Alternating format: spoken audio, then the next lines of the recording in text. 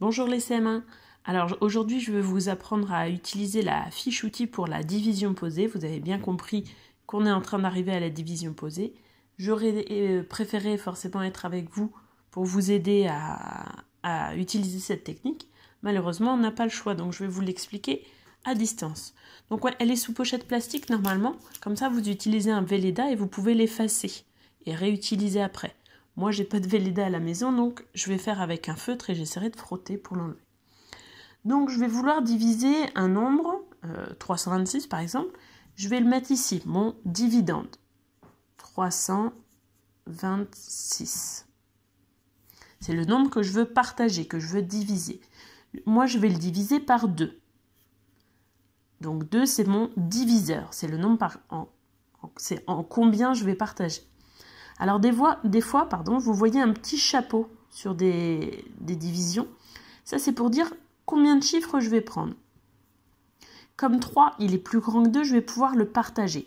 Donc c'est pour ça que j'en prends qu'un. Si j'avais, imaginons,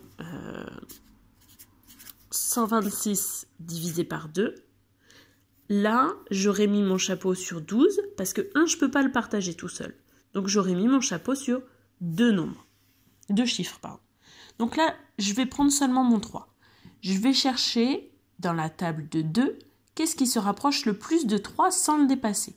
Alors moi, souvent, je mets un petit fois ici pour m'aider. 2 fois combien est proche de 3? Donc, vous avez en bas les petites tables qui vous aident. Enfin, le petit encadré là qui vous aide. Donc, on peut mettre des 2 partout puisque nous, on sait qu'on divise par 2. Et donc, je cherche 2 fois combien est proche de 3. Normalement, ma table de 2, je la connais. 2 fois 1, 2. 2 fois 2, 4. 4, j'ai dépassé mon 3. Donc, je ne peux pas. Donc, je vais prendre 2 fois 1, 2. Mon 1, il est en jaune. Donc, je vais venir le mettre là. Vous voyez, 2 fois 1, 2. Et mon 2, je vais venir le mettre ici en faisant la soustraction.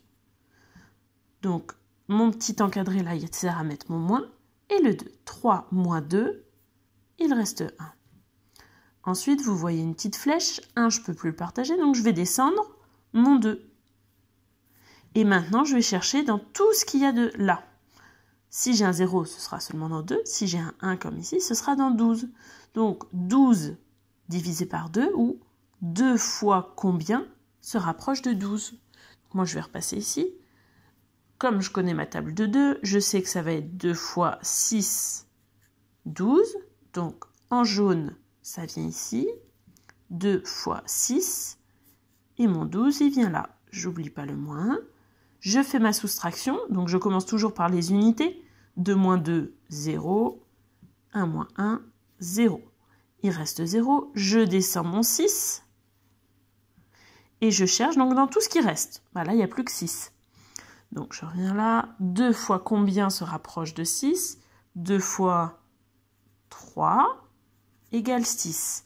Mon 3 est en jaune, donc je vais le mettre là. 2 fois 3, 6. Je mets mon moins. 6 moins 6, 0. Donc, 326 divisé par 2. Le quotient, il vous aide en plus, c'est en jaune. C'est 163, c'est le résultat. Et R, le reste, il reste 0 pour cette division.